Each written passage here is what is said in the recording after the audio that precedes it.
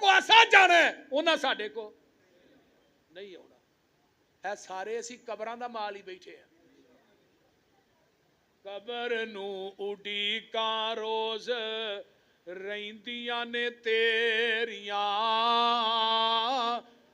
मौत घर तेरे रोज मार दिए फेरियां।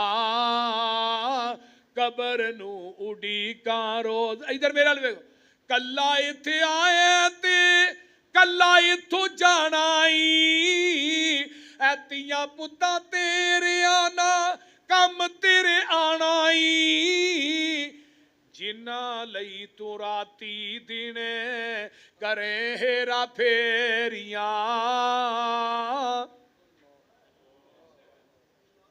सारा हराम माल किन्हां वास्ते इकट्ठा करने? बच्चियां वास्ते।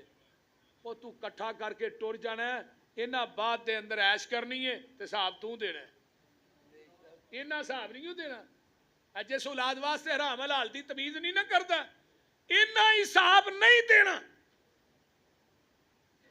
अपना भरोसा नहीं हूं तेरा कड़ी पल दा, करना ईमान भला दस किहड़ी गल दा।